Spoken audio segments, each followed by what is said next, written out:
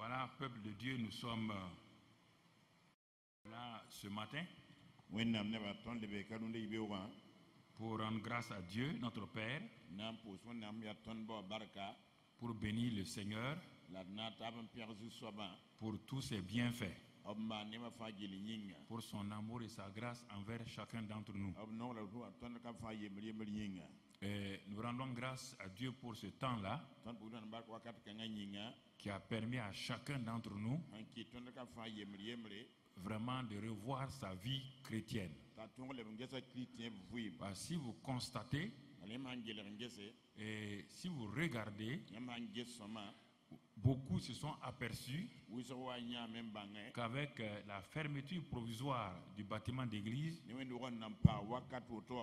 que leur vie chrétienne n'était pas consistante. Et qu'ils vivaient seulement grâce à la communauté de l'assemblée. Je crois qu'on peut diminuer, ça résonne trop. Donc, ils vivaient à cause de la communauté de l'église. Pour l'interprète, diminuer un peu, ça résonne trop. Donc, et alors, à cause de cela, dès que le bâtiment a été fermé quelque temps, ils étaient mal à l'aise. Parce qu'ils n'ont pas développé une vie de prière personnelle. Leur vie de prière personnelle était basée sur les prières à l'église, à l'église. Est-ce que vraiment on peut, vous pouvez venir voir là, c'est trop fort, ça résonne trop. Donc, c'est très très important que nous comprenions cela. Et leur manière de méditer la Bible est devenue faible. Parce que tant qu'ils ne sont pas dans l'église ailleurs, ils n'ouvrent pas la Bible. Plusieurs sont aperçus qu'en réalité, ils étaient des chrétiens soutenus par la communauté, comme le récit des 4 hommes qui soutenaient le paralytique.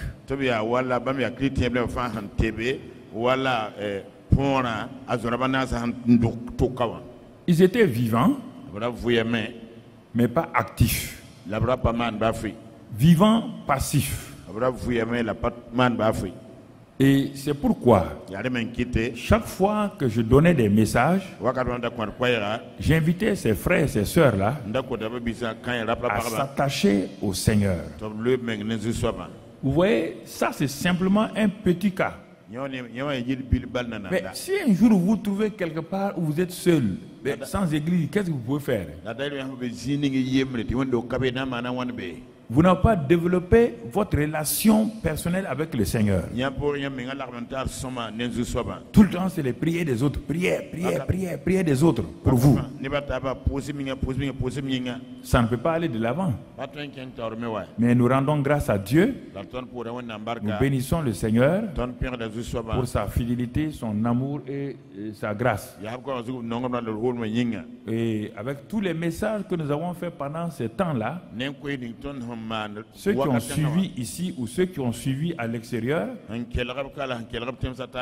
puisque le monde était confiné, nous avons reçu des témoignages venant de plusieurs endroits. Leur vie chrétienne a été enracinée par les messages que nous avons donnés.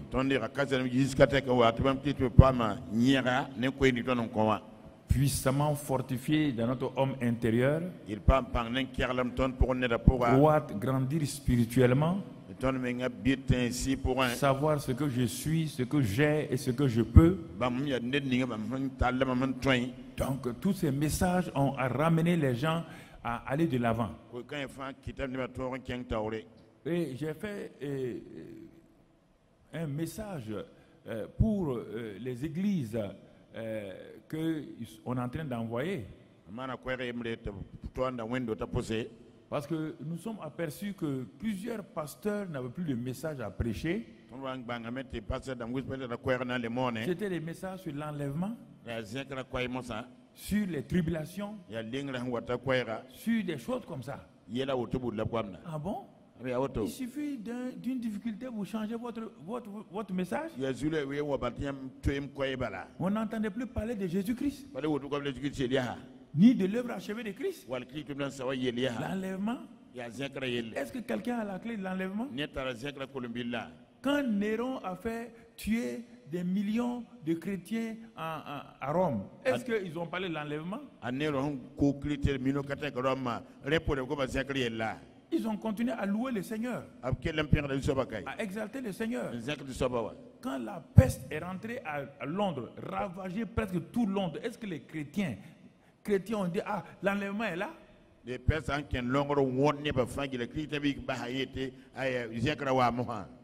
ne suis pas à l'aise encore avec les haut-parleurs. Les haut-parleurs. Je crois qu'il n'y a pas quelqu'un dans la cabine qui peut venir. Donc, quand la peste a commencé à détruire tout Londres, les chrétiens sont restés fermes. Dans le monde entier, dans l'histoire de l'Église, il y a eu beaucoup de problèmes, beaucoup de maladies, beaucoup de persécutions. Mais les églises n'ont pas parlé d'enlèvement ni de l'antichrist. Il y a des histoires comme ça là. Pour mon interprète là, c'est trop. Hein? Donc, c'est important. Donc, vous comprenez? Quand il y a des choses que nous ne saisissons pas, nous ne savons pas ce qu'il faut faire. Donc, c'est pourquoi il faut revenir à la parole de Dieu. Dans la fosse au lion, Daniel s'est basé sur Dieu. Dans le feu, les trois amis, c'est la présence du lion de la tribu de Juda. Il ne faut pas commencer à chercher l'enlèvement, l'antichrist, qui est l'antichrist, si c'est X ou Y. Ça va te donner quoi? Savoir qui est l'antichrist, ça va te donner quoi?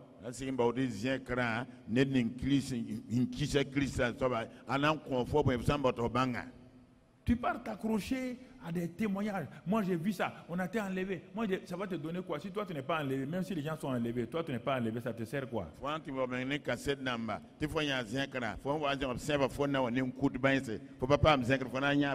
Ça te sert à quoi? Savoir que l'antichrist est là, savoir que l'enlèvement est là. Si toi tu n'es pas enlevé, ça va te servir à quoi? Donc il faut rester sur Christ.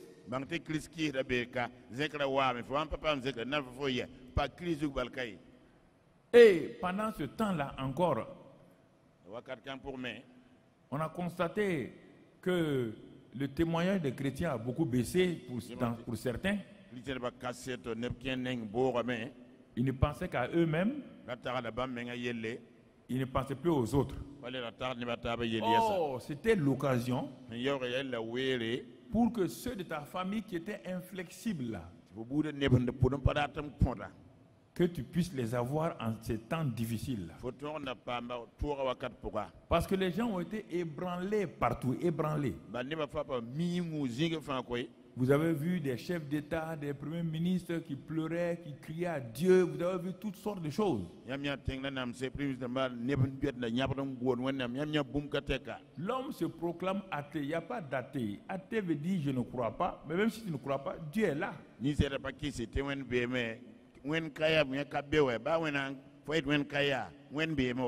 C'est comme si quelqu'un qui restait aux États-Unis, il dit Karambiri n'existe pas. Moi, je ne crois pas en Karambiri. Ça va m'empêcher d'exister? Les athées sont ridicules. Ils veulent se convaincre que Dieu n'existe pas. C'est eux-mêmes qui font tout pour se convaincre. Hein? Ils n'ont aucune preuve. Ils n'ont pas de preuves scientifiques ni spirituelles. Aucune preuve. Mais c'est lui-même qui décide. Il décide que Dieu n'existe pas. Et ça, tu veux que ça fasse quoi à Dieu? Les athées souffrent. Donc, ce sont des choses importantes que nous devons examiner et voir. Bon, on est en train de chercher, donc, avant de commencer le ministère, le message proprement dit, si à un moment donné tu es étouffé, tu descends ça en dessous de ton nez pour respirer un peu. C'est pas bon que tu sois là-dedans longtemps. Tu descends ça un peu. Voilà. Comme ça, tu peux respirer un peu. Il ne faut pas qu'il y ait la peur au hasard comme ça là. Voilà.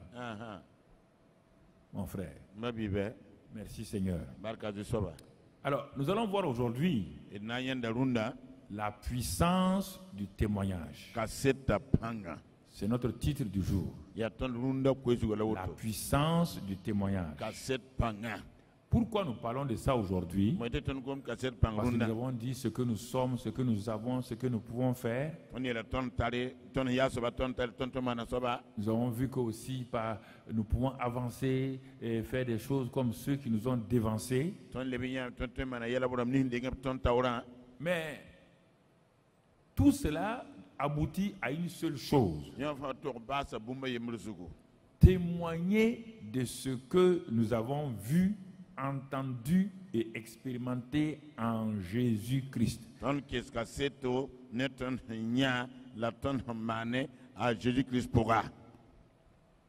Le témoignage est très très très important. Le témoignage n'est pas raconter que tu as vu des vaches noires. Le témoignage tourne, tout témoignage tourne sur Jésus-Christ, autour de Jésus-Christ. Est-ce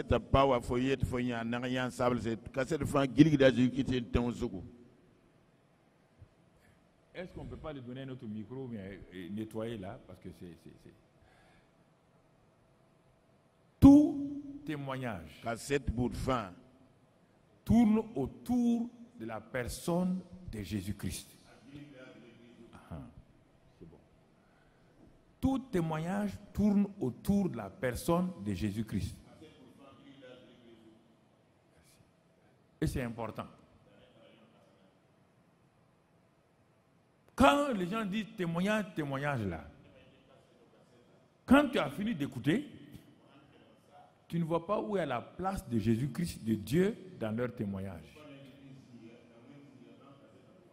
Tout tourne autour d'eux, ce qu'ils ont vu, ce qu'ils ont fait.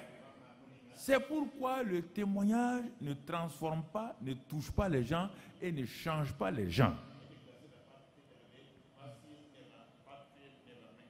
Et c'est pourquoi ce matin, nous nous sommes arrêtés pour voir la puissance du témoignage.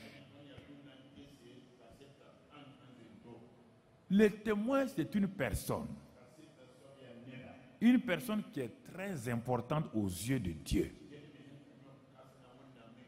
Si nous prenons sur le plan juridique, judiciaire, le témoin peut transformer le cours d'un jugement de façon notable. Quand les juges sont en train, quand ils ont fini, ils disent maintenant on va faire entrer les témoins. Les juges sont, vous voyez bien, ils ont analysé ce que tu as dit, ce que ton avocat a dit. Il dit maintenant c'est très bien, on va faire venir les témoins.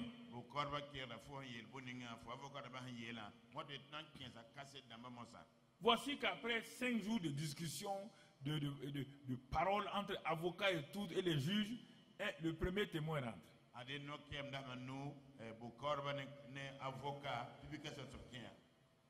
Cet homme-là, on dit c'est lui qui a tué. Il dit non, lui il n'a pas tué. Il a donné, il a fait, il a dit c'est l'autre qui a tué.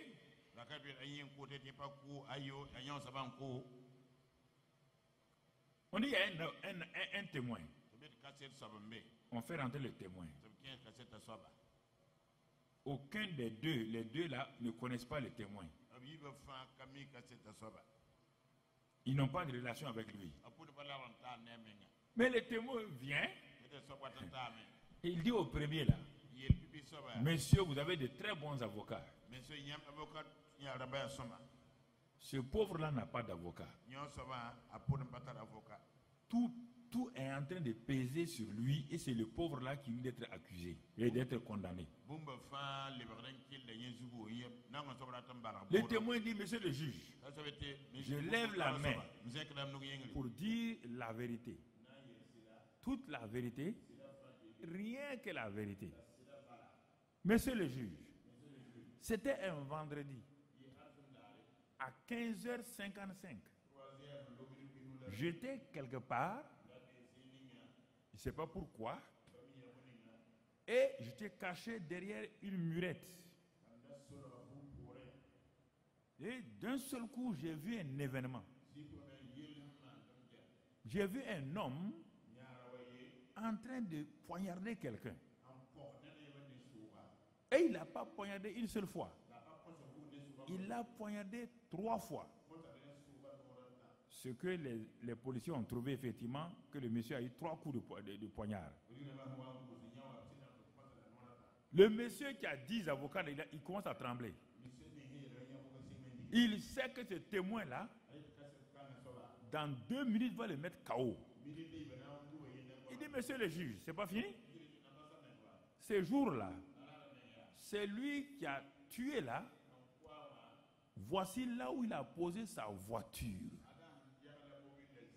Et sa voiture a tel numéro matricule.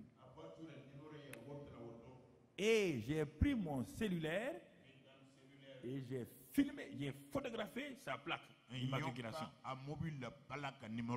Et ce jour-là, il était avec telle personne. Telle personne. Mais comme ce n'était pas en plein jour, c'était en début de... Donc au moment où la nuit tombait, et il ne pouvait pas voir les gens. Mais moi j'étais dans une position pour les voir. C'est après leur départ que ce pauvre monsieur est passé. Quand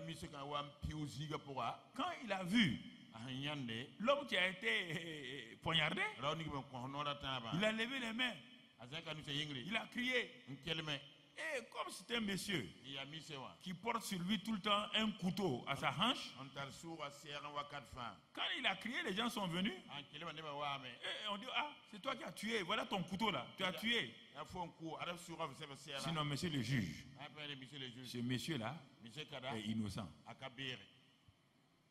Qui a changé le cours du jugement? Ce sont les avocats. Hein? C'est le témoin.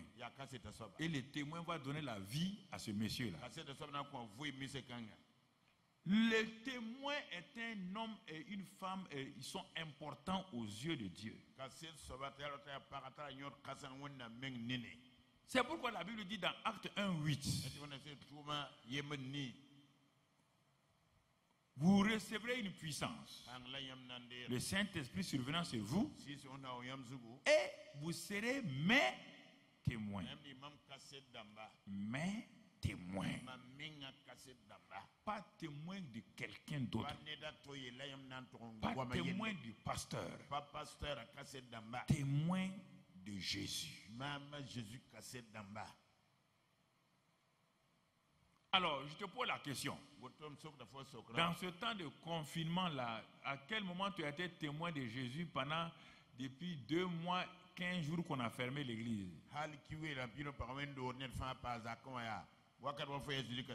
Jésus dit cela. Et il dit, mais tu ne sais pas dans le psaume 89, verset 38, il est dit là-bas que je suis le témoin fidèle qui est dans le ciel.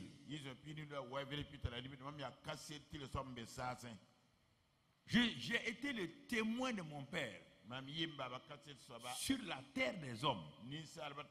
J'ai dit partout où j'allais qui était mon Père, ce qu'il m'a envoyé pour faire, et vous avez vu la preuve de mon témoignage. Alors c'est pourquoi je me tourne vers vous maintenant, avant de m'en aller, et vous dire que vous aussi, vous devez être mes témoins. témoin là où vous vivez, témoin dans votre quartier, témoin dans votre village, témoin dans votre ville, partout. Vous avez entendu, les disciples ont dit oui. Pour que vous ne soyez pas des témoins impuissants, incapables,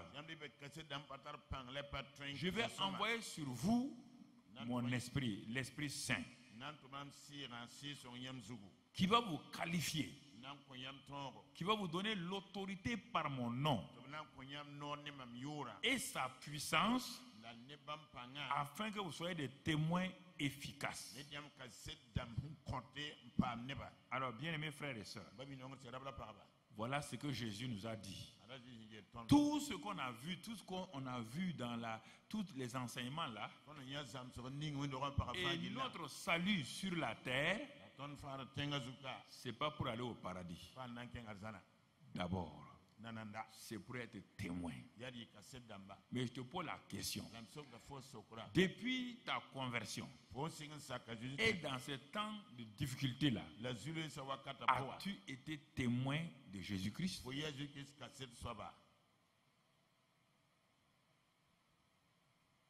Nous avons prié. C'est pour nous-mêmes. Nous prions. C'est pour nous-mêmes. Où est en retour ce que nous donnons à Jésus?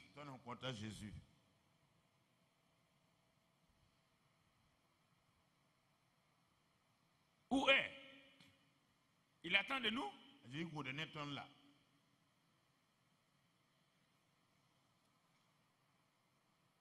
Quand Jésus a parlé à la Samaritaine et qu'il a libéré la Samaritaine, il n'a pas condamné la Samaritaine. Il a béni la Samaritaine. Il a délivré la Samaritaine. La Samaritaine en reconnaissance est allée vite dans la ville pour témoigner de Jésus.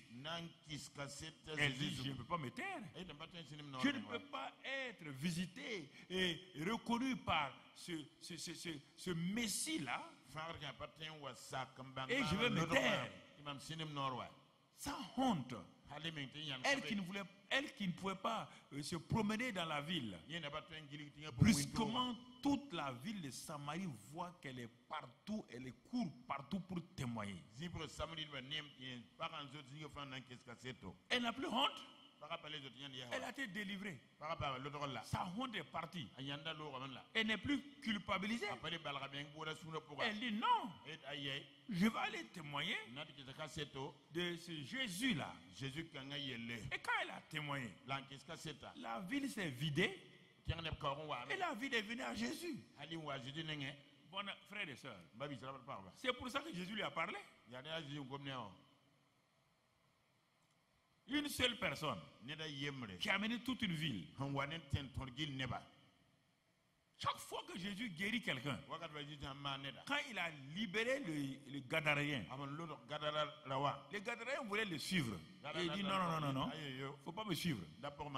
Ton témoignage là, ce que j'ai fait là, ce que tu as expérimenté là, est très très important. Je veux que dans les 10 villes qui composent la région là, tu ailles témoigner de l'amour de Dieu pour toi.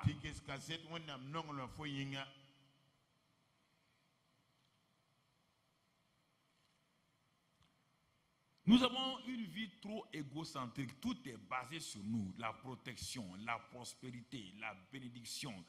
Tout. Mais nous ne voulons pas communiquer aux autres ce que Jésus a fait pour nous.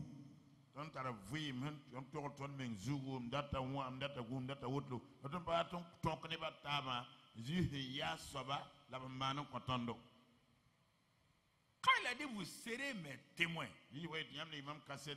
dès qu'ils ont reçu le Saint-Esprit, ils sont allés partout.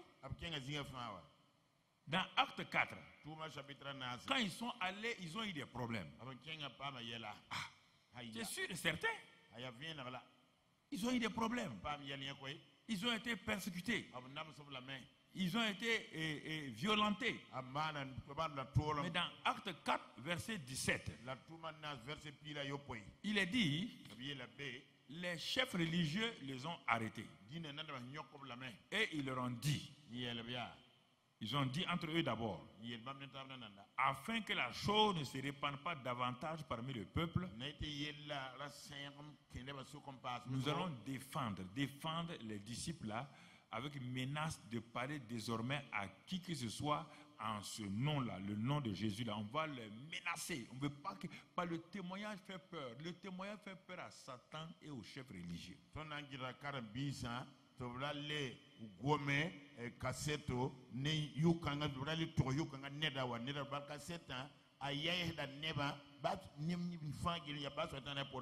Faites vos réunions. Sautez dans vos églises. Mais ne témoignez pas. Satan a gagné. Allez-y prier. Faites de grandes choses. Mais là, restez dans vos bâtiments. Satan a gagné. Ne sortez pas. Ceux-ci-là sont sortis. On veut les faire entrer. Ils sont sortis. Et leur sortie a commencé à avoir un impact. Et tout de suite, ils ont compris que ce ne sont pas les grandes réunions qui font beaucoup d'âmes gagnées. Mais c'est le témoignage individuel là qui est dangereux. Alors si on les menace de ne plus parler du nom de Jésus, on sera tranquille. Verset 18. C'est pourquoi, et les ayant appelés, ils leur défendirent absolument, vous entendez, absolument, de parler et d'enseigner au nom de Jésus.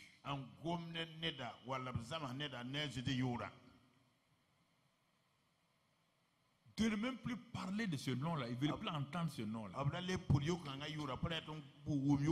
C'est que la plupart d'entre vous, vous ne savez pas.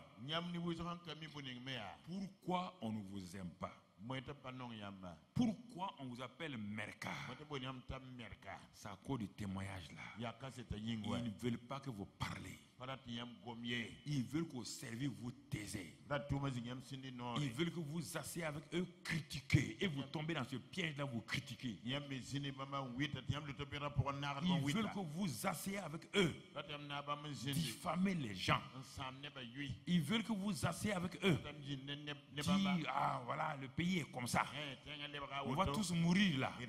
Ils veulent, quand tu dis Jésus, dit vous ne savez pas ça. Mais si vous vous taisez, Jésus enlève ses bénédictions de votre vie. C'est pourquoi beaucoup d'entre vous, vous avez honte de lui, vous dites de prier. Vous allez prier au nom de qui? Au nom de Jésus dont vous avez eu honte au service là. Tu n'as pas entendu que si quelqu'un a honte de moi, j'aurais honte de lui devant mon Père. Tu vas devant le Père pour prier. Alors que dans la rue, tu as régné le nom de Jésus. Jésus dit, Père, tu ne peux pas répondre à cette femme-là. Regarde là, regarde. Dans le quartier hier là, elle a eu peur de parler de moi. Le Père dit, tu as vu, non? Tu n'as pas parlé de mon fils. Donc on ne peut pas te répondre. C'est au nom de mon fils qu'on répond aux gens. Est-ce que vous voyez votre problème? Est-ce que vous voyez?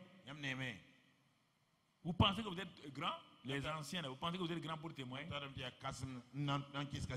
Les directeurs généraux, vous croyez que vous êtes directeur général? Vous êtes trop grand pour témoigner? Ministre, vous croyez que vous êtes trop grand pour témoigner?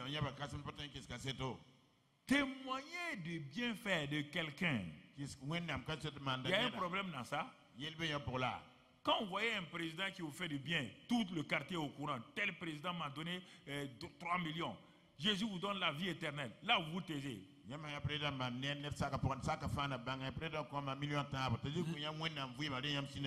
puissance du témoignage. Vous serez mes témoins. Vous serez mes témoins. Verset 19. Les disciples ont dit, on s'excuse. Hein? Vraiment, on s'excuse. Pardonnez-nous. On ne va plus recommencer. C'est ça qu'ils ont fait. Hein? Pierre, Pierre le peureux là. Maintenant qu'il est devenu témoin de Christ par le Saint-Esprit, et Jean leur répondit, jugez vous-même s'il est juste devant Dieu de vous obéir plutôt qu'à Dieu. Vous et Dieu là, nous devons obéir à qui? Logiquement, nous parlons de Dieu. Et vous nous dites de ne pas parler de Dieu. Maintenant, nous vous mettons face à Dieu. Vous voulez que nous obéissions à qui? Verset 20. Car nous ne pouvons pas ne pas parler de ce que nous avons vu et entendu. Si tu ne témoignes pas, c'est que tu n'as rien vu, tu n'as rien reçu et tu n'as rien entendu. Mais toi, tu entends tous les mauvais propos du quartier. C'est pourquoi tu es témoin de Satan, tu es témoin du diable, tu es témoin des faux, des réseaux sociaux, mais tu n'es pas témoin de Christ.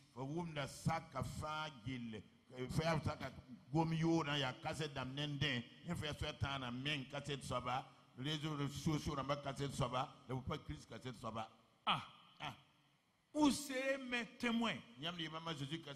Pas témoins d'une religion. Pas témoins des réseaux sociaux. Pas témoins de qui que ce soit. Mais témoins. Mais témoins. Ils ont dit pas question. Acte 5, verset 32, tu vas comprendre. Acte 5, 32. Ils ont dit là-bas, nous sommes témoins de ces choses.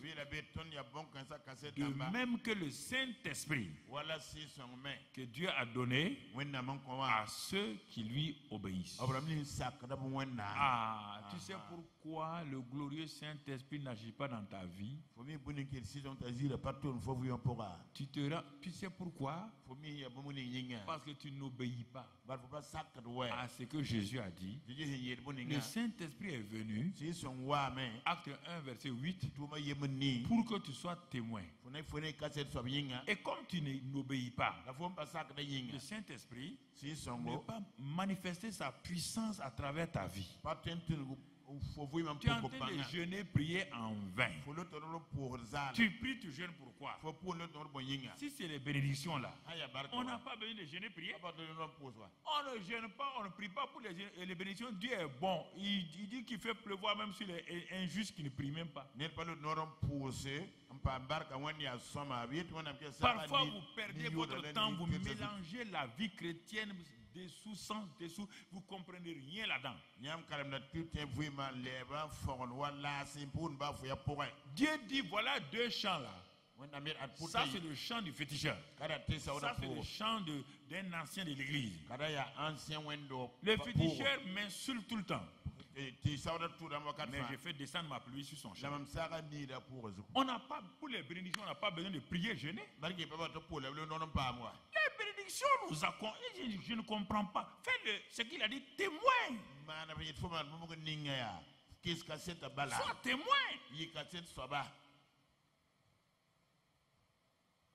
Perdez votre temps dans les jeûnes et prières pour les bénédictions. Perdez votre temps. Je dis, vous perdez votre temps. Dieu dit qu'il donne des bonnes choses à ses enfants.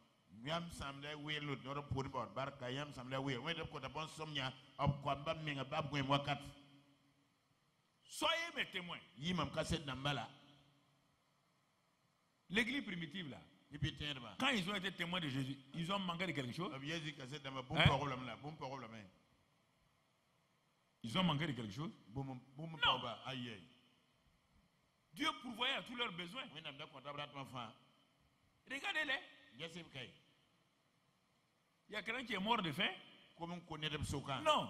Il ne faut pas renverser le christianisme. Quand je vous enseigne, vous sortez, vous écoutez des gens. Quand je vous enseigne, vous partez renverser mes messages avec des gens que je ne vais pas nommer les noms. C'est ça qui fait votre malheur. C'est pourquoi quand vous me téléphonez ou vous cherchez, moi je ne vous parle pas. Non, je ne vous parle plus. Non, je ne parle pas. Pourquoi je veux te parler? Tu prends mon message et mélanger avec les messages fou. L'antichrist, c'est quoi ça? Tu connais l'antichrist? On te parle de Christ, toi tu parles de l'antichrist. C'est le vrai problème. Vous êtes branchés trop sur les faux messages. Les faux messages. On ne prie pas pour les bénédictions. Quelqu'un qui fait descendre les bénédictions sur les méchants. Les bénédictions sont pour les enfants. C'est pourquoi la femme syro-phénicienne a reconnu ça. Regardez quelle est sa réaction. Cette femme-là, quand elle est venue, Jésus a dit, le pain béni là, c'est pour les enfants sur la table. C'est pour eux. La femme l'a dit, moi je te connais. Jésus. Si je suis venu à toi là, je sais que tu es bon seulement. Ah bon? Pourquoi? Elle dit à Jésus, est-ce que tu as déjà vu des enfants manger du pain sans que les morceaux tombent à terre? Quand les enfants mangent le pain là, il y a des morceaux qui tombent à terre. Alors, les pains sur la table, les pains sous la table, si le pain d'en haut est béni, le morceau d'en bas aussi est quoi? Béni. Jésus dit, femme, c'est ça qu'il faut comprendre la vie chrétienne.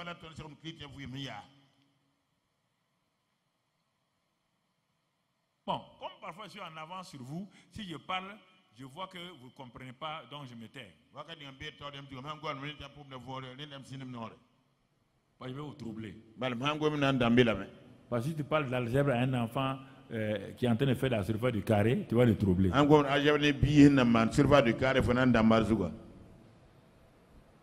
Vous comprenez? Soyez simplement ses témoins. Dites ce qu'il est, ce qu'il a fait, ce que vous avez expérimenté. Ne me parlez pas de témoignages des vaches noires, des bœufs gris, des chats violets. Ça, ce n'est pas témoignage. Ne confondez pas vos racontars, vos histoires et vos contes et faits de vieilles femmes de la brousse là. Qui nous faisaient peur et nous faisaient asseoir que voici l'hyène et le lièvre sont allés dans tel endroit et puis tel soit est venu et au lieu d'être fortifiés, on avait tous peur de l'obscurité. Ça c'est les contes et les fables.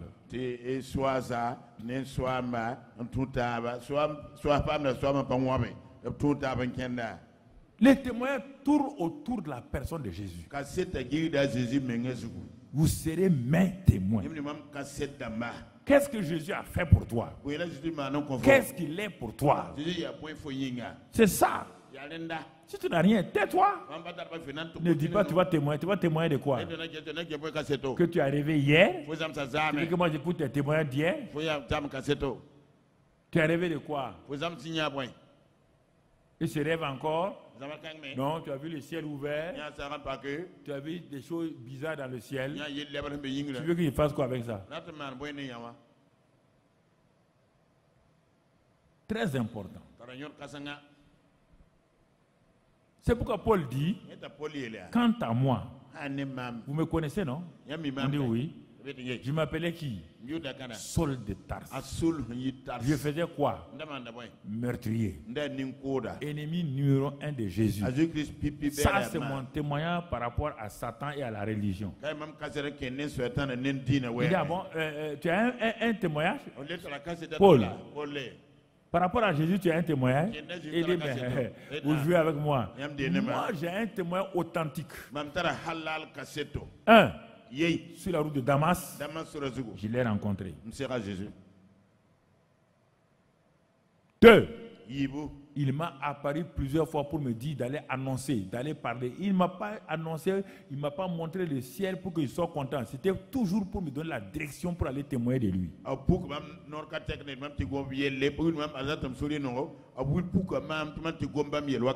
Il résume ça dans Acte 22, verset 15. Acte 22, verset 15. Et il dit, voilà.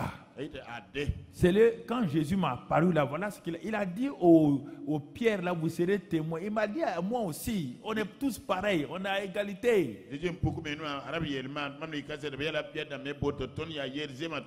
Quand Jésus a apparu à Paul, il n'a pas dit soit un archange ou un sous-ange, c'est pour être un témoin. Il n'y a rien d'autre. Quand vous rentrez en contact avec Jésus, c'est pour être témoin. Pas autre chose. Laissez tomber pour être apôtre, prophète. Laisse tomber ça. Ceux qui étaient devant Jésus, c'était des apôtres. Quand il leur dit, vous serez mes témoins. Il n'a pas dit, vous serez mes apôtres et mes prophètes. Vous serez mes témoins. Et Paul aussi dit que moi aussi, moi le méchant là, quand il m'a apparu, il est en train de faire le compte rendu à un grand roi, à un peuple. Il dit, car tu lui serviras de témoin.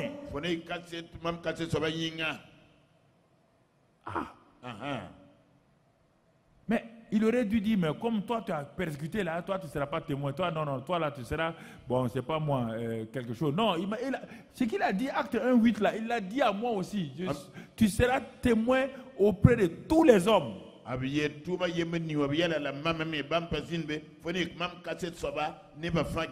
Des choses que tu as vues et entendues. Textuellement, ce que les Pierres ont dit aux gens là dans acte 4 là. Même expression. Témoin, il a vu, il a entendu, il a expérimenté. Jésus. Pas quelqu'un d'autre. Tu entends? Acte 26 et au verset 16. Acte 26, verset 16. Qu'est-ce qu'il dit? Il dit, voilà ce que... Il dit, mais lève-toi. Quand il m'a rencontré, il dit, lève-toi, tiens-toi sur tes pieds. Car je te suis apparu pour t'établir ministre et témoin. Même si tu es ministre, là, il faut qu'il ajoute témoin. Là. Ça, il ne peut pas laisser ça de côté.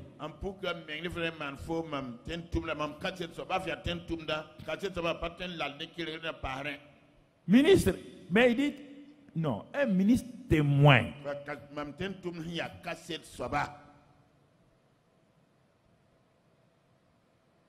Alors, qu'est-ce que vous dites ce matin? Moi, je suis diacre. Tu es diacre témoin? Moi, je suis ancien. Tu es ancien témoin? Moi, je suis champion. Tu es ancien témoin? Je ne sais pas. Moi, je suis intercesseur. Tu es intercesseur témoin? Moi, je suis GPS. Tu es GPS témoin? C'est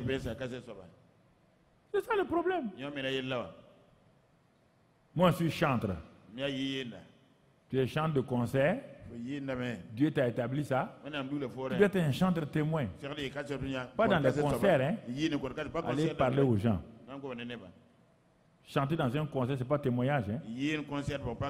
On va donner notre témoignage. Ça, c'est le témoignage vécu qu'on raconte à l'église. Ça, ce n'est pas témoin. Témoin, c'est aller dire à quelqu'un qui ne connaît pas Jésus, qui est ton Jésus, qu'est-ce qu'il fait et qu'est-ce que toi tu as expérimenté de lui. Maintenant, si à l'église, on dit, venez donner votre témoignage. Vous venez donner votre témoignage de ce que vous avez vécu vous-même. Parce qu'on a modifié le témoignage. On croit que le témoignage veut dire venir parler à l'église ce que Dieu a fait. Non, ça c'est la deuxième partie.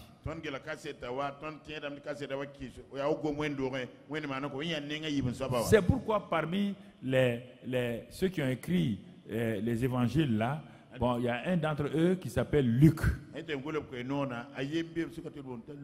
Il ne suivait pas Jésus. Est-ce que vous savez ça? Il n'a jamais suivi Jésus. Mais comment se fait-il qu'il a pu écrire un livre excellent, l'évangile de Luc, et ensuite Actes des apôtres? Et regardez, Luc et Actes des apôtres.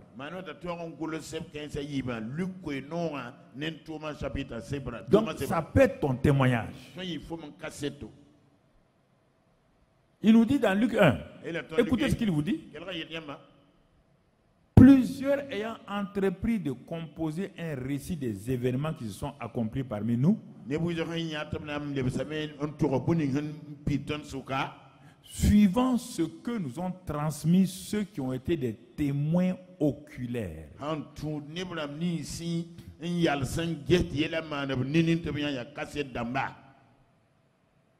Regardez, ceux qui étaient des témoins oculaires, qui vivaient avec Jésus là. On va passer maintenant tout doucement à un deuxième niveau de témoignage. Et la transition se fait par ce verset-là.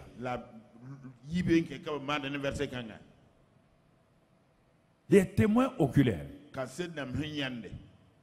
ils nous ont raconté. J'ai dit c'est bien. Mais il m'a semblé bon, à moi aussi, après avoir fait des recherches exactes sur toutes ces choses que j'ai entendues et toutes ces choses que j'ai entendues là, je te les expose maintenant par écrit d'une manière suivie. Regarde un témoin de Jésus, un témoin du second niveau, second ordre de Jésus, comment il a pu écrire tout un évangile complet qu'on appelle l'évangile de Luc.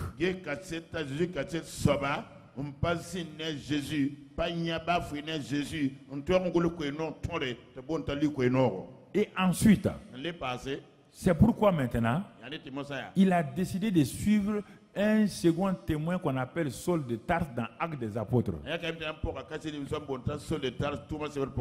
Et ce monsieur Luc là n'était même pas un évangéliste, c'était un médecin. Médecin, vous m'entendez? C'était un médecin. C'est un docteur. Vous m'entendez? Les docteurs en médecine, les docteurs en philosophie, les docteurs en bendrologie.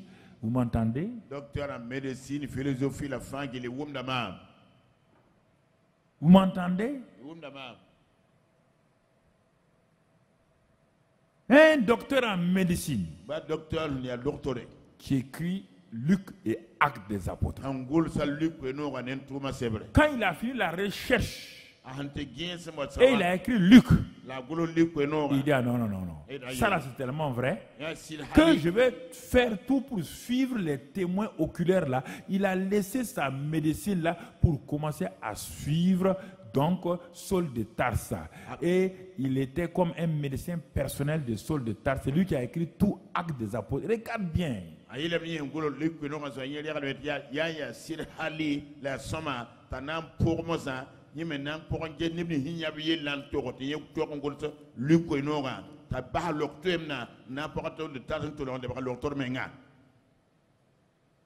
Tu vois? Deux livres basés sur le témoignage. Et son livre est plus complet que celui de Marc. Et son livre est très complet.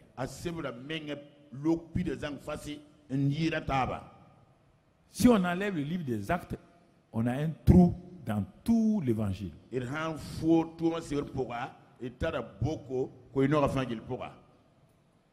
Alors, je te pose la question. As-tu un témoignage? Témoignage de quoi?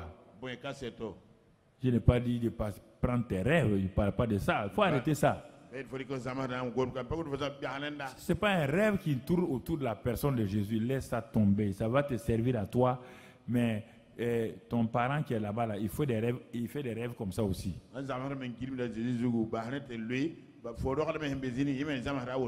Bon, pour nous permettre de terminer, on va maintenant aller sur un exemple, puis on va clore là-bas. dans l'évangile de Marc chapitre 5. On va voir qu'est-ce que le témoignage va faire dans la vie d'une personne. Écoutez bien, si vous témoignez bien de Jésus, ça va affecter la vie d'une personne et vous serez heureux d'avoir sauvé, libéré quelqu'un.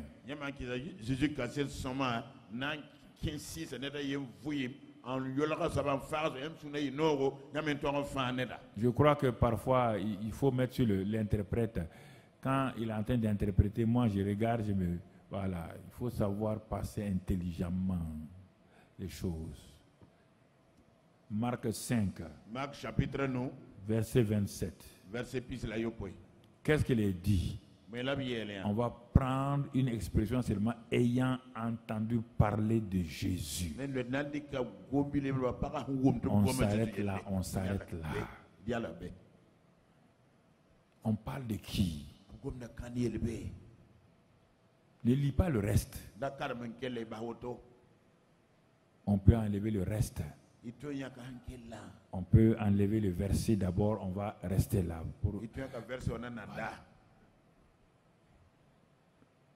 Ayant entendu parler de Jésus.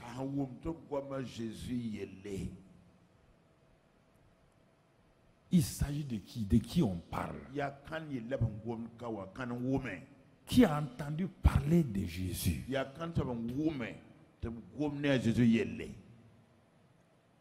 De quel Jésus? Qu'est-ce qu'on l'a présenté? Quel est le Jésus qu'on lui a présenté? La question est importante. La puissance du témoignage. Il s'agit de qui?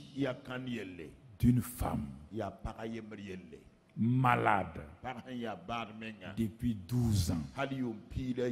Depuis 12 ans. Écoutez-moi, frères et sœurs. J'étais émerveillé quand Dieu m'a dit d'étudier ce texte-là, de regarder attentivement pour moi-même et de pouvoir vous donner après.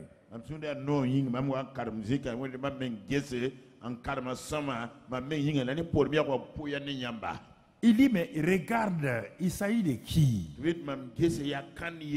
D'une femme qui souffre depuis 12 ans. Maintenant, elle entendait les douleurs de son corps qui lui témoignaient. Qui lui témoignaient la mort prochaine. Tu entends? Elle entendait et voyait ses parents qui venaient la voir, qui parlaient et qui partaient.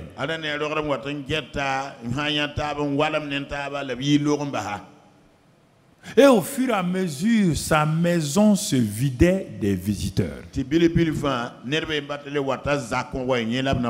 12 ans, c'est difficile pour les gens.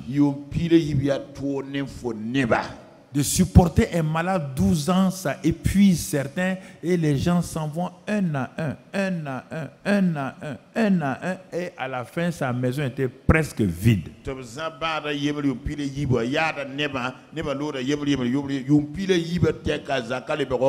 Tous ces témoignages ne lui ont pas apporté soulagement. Elle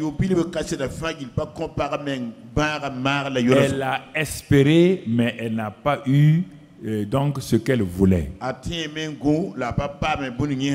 Et voici qu'un jour, où elle était assise chez elle, dans sa souffrance, dans ses douleurs, dans sa solitude, se regardant vers le ciel. Y a-t-il un Dieu compatissant au ciel? Y a-t-il un Dieu d'amour? Où le Dieu d'Israël est-il parti? Quand David dit qu'il est bon, il est digne, il est miséricordieux. Quand les différents psalmistes ont parlé de lui, que dans les souffrances, il a envoyé sa parole et les guérit. Elle a commencé à parler, à penser les paroles qu'elle entendait des prophètes et de David, autre chose. Et à cause de ça, elle a commencé à attirer l'atmosphère du ciel vers elle. Le témoignage des médecins l'éloignait de Dieu. Le témoignage de ses parents l'éloignait de Dieu. Quand elle a commencé à centrer ses pensées sur Dieu, le Jéhovah Rapha qui a guéri les eaux de Mara, n'est-il plus Jéhovah Rapha? N'est-il plus Jéhovah Sirkenou? N'est-il plus Jéhovah Shalom? L'atmosphère du ciel a commencé à venir vers sa maison. Ses pensées ont commencé à attirer l'attention du ciel. Sa maison était devenue la cible de l'amour de Dieu. La grâce de Dieu commençait à venir vers cette maison-là. Et Dieu va trouver un témoin fidèle. Il va amener les témoins fidèles. Qui dit, il y a longtemps que j'ai vu cette femme-là. Regardez la providence divine. Je ne sais pas si c'est une femme ou un homme. Sûrement ça doit être une femme. Parce qu'une femme avec du sang, les hommes n'aiment pas ça. Je ne sais pas d'où elle vient. Mais Dieu a fait changer sa route. Et ce jour-là, elle est entrée. Par ce jour-là, elle aussi avait vu Jésus dans la ville. Et comme la femme là, ses pensées étaient sur Jéhovah Rapha. Jéhovah Rapha incarné était dans la ville. Ses pensées ont attiré l'attention de Jéhovah Rapha du ciel. Le ciel a dit, il y a Jéhovah Rapha incarné sur la terre. Alors faites tout. Les anges ne peuvent pas prêcher. Les anges ne peuvent pas témoigner. Ange influencer une femme qui va aller voir cette femme. Elle est partie, elle s'est assise, elle n'a pas causé comme les bonnes femmes aiment le faire. Elle n'a pas critiqué Minata Dagenge d'abord. Elle n'a pas critiqué Françoise la gazelle. Elle n'a pas critiqué l'habit de Geneba Sourou. Non, elle est allée directement au but. Cette femme-là souffre. Quand vous partez témoigner, vous perdez votre temps à critiquer les gens et ensuite vous voulez témoigner, vous annulez. Quand vous partez témoigner, vous ne partez pas au but. Vous critiquez, vous parlez et vous affaiblissez votre témoignage. Non. Cette personne est allée tout droit. Jésus est dans la ville. Jésus est au milieu de nous. Jésus est au milieu de nous. Il est ici. Quel Jésus? C'est lui qui a purifier les lépreux. Quel Jésus? C'est lui qui a ressuscité Lazare. Quel Jésus? Elle a commencé à donner les témoins sur Jésus. Témoins sur Jésus. Témoins sur Jésus. Témoins sur Jésus. Témoins sur Jésus. Je suis en train de vous communiquer les témoignages. La même chose peut se passer ce matin. Vous me regardez, vous regardez. Vous n'avez pas la foi. Quel dommage. Vous avez manqué 5 minutes tout à l'heure là. Les 5 minutes qui viennent de passer là, vous avez manqué. Je pense que je parle d'une femme.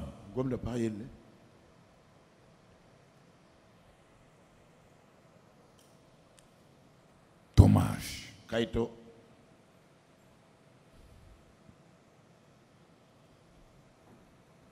Quand la femme a fini de parler, elle s'est levée, elle est partie. La foi vient de ce qu'on entend. Elle a parlé de Jésus. C'était sa prédication comme ça. Ça suffit largement. Elle a rempli la maison de cette femme-là avec la présence de Jésus en parole et en esprit.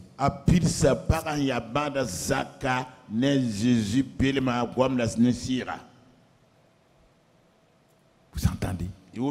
En parole et en esprit.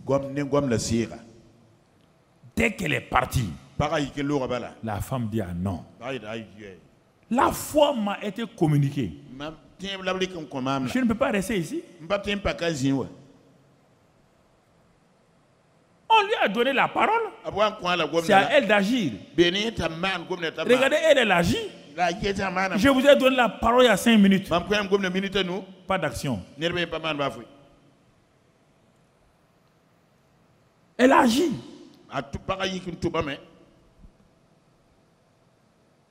Elle a dit, je me lèverai. J'irai là-bas. Elle a décidé comment elle sera guérie. Quand vous recevez le témoignage, c'est vous qui décidez ce que vous allez recevoir de Dieu. Je vais simplement toucher le bord de son vêtement. Car je connais les gens, là, ils vont m'empêcher, ils me connaissent. Ils vont dire que si Jésus pose les mains sur moi, il va être souillé. Pour ne pas les fatiguer, moi-même je vais aller. Je vais toucher le bord de son vêtement. Je serai guéri. Elle s'est levée. Dès le moment où la foi est venue, sa faiblesse te plaît un problème. Ses douleurs te plaît un problème. Ses souffrances te plaît un problème. Non. Non. La foi est venue. Tu crois que Jésus, il a dit, il est là dans la ville. Mais je t'ai dit, quand il dit Jésus est là dans la ville, mais par sa parole, Jésus est au milieu de nous. C'est la même chose. Vous avez manqué. Je vous assure, hein? Sa présence était là.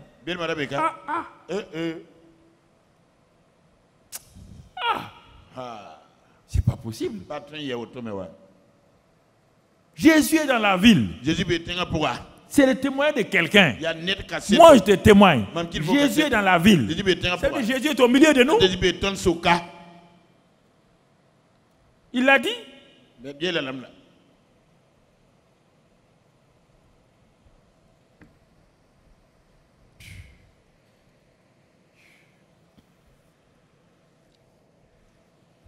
Mon frère.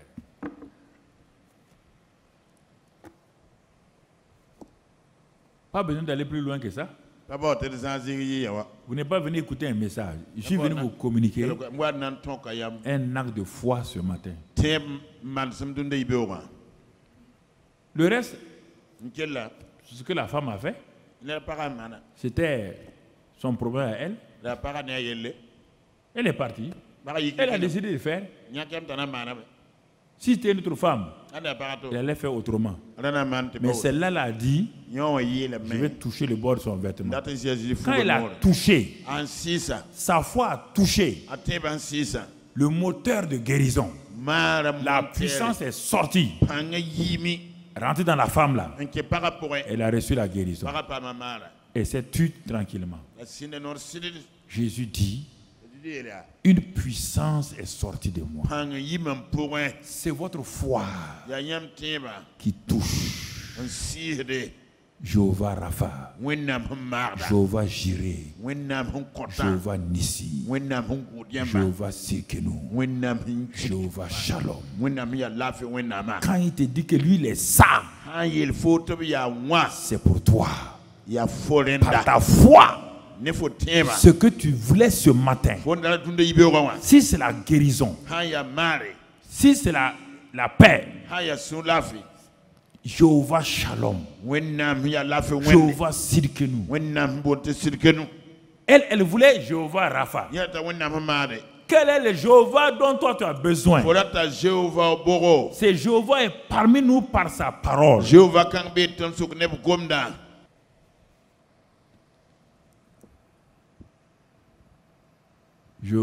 Jésus dit, qui m'a touché? Ah bon? On peut toucher Jésus par la foi, oui. C'est notre foi qui touche Jésus. Il envoie sa parole. Je prends cette parole-là et je touche Jésus avec ça. Là où je suis assis, dans ce temps qu'on appelle confinement, là, tu étais confiné comme cette femme-là. Pour prendre votre langage moderne maintenant, c'est pour vous donner une idée. Cette femme était confinée 12 ans. Toi, tu es confiné il y a 2 mois. Ou tu es confiné il y a 12 jours. C'est un simple témoignage. Jésus n'était pas là physiquement. Non. Elle n'a pas besoin. Elle a entendu la parole d'un témoin. Elle a cru à cette parole. Elle a agi selon cette parole. Et cette parole a produit son effet dans sa vie. Voici la puissance du témoignage. Si tu veux gagner des gens, prépare-toi. Prie et dis à Dieu, je vais témoigner de Jésus. Si je rencontre un malade, je vais lui parler de Jésus, Jéhovah Rapha. Si je rencontre quelqu'un qui souffre, qui n'a pas de père, je vais lui présenter Jéhovah Shalom. Si je trouve quelqu'un qui n'a pas telle chose, je lui présente Jésus de cette manière-là. Si tu fais ça avec ta foi, la personne va recevoir la paix. Puisque tu as présenté Jéhovah Shalom. Tu as présenté Jéhovah Nissi. S'il est dans la défaite, il va avoir la victoire. Ne parle des choses que tu as vues, des choses que tu as entendues. Parle de ce que tu as vu en Jésus, ce que tu connais en Jésus, ce que tu as expérimenté en Jésus. Donne la parole simplement. Parce que si tu parles de ton propre témoignage longuement, quand tu auras fini, il n'y a plus de foi en toi. Parce que pour prier même, c'est un problème.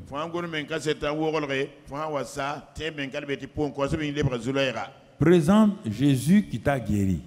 Si la personne a besoin de guérison, j'ai expérimenté chez Jésus là, il m'a guéri. Il n'a pas changé. Il est là aujourd'hui. Je viens te parler de lui. Et maintenant, on va prier en son nom. Jésus m'a donné la paix. Je viens te parler de Jésus qui est toujours qui donne la paix. C'est de ça. Il ne va pas aller parler que toi tu as vu ça, tu as vu un démon qui est venu qui t'a attaché, mais ça va donner quelle foi à la personne? Vous serez mais dis avec moi, Seigneur. Je n'ai pas été un témoin fidèle. J'ai fait beaucoup de choses. J'ai dit beaucoup de choses qui ne sont pas liées à ta personne. C'est pourquoi je me répands aujourd'hui pour avoir été un faux témoin, une fausse témoin parfois.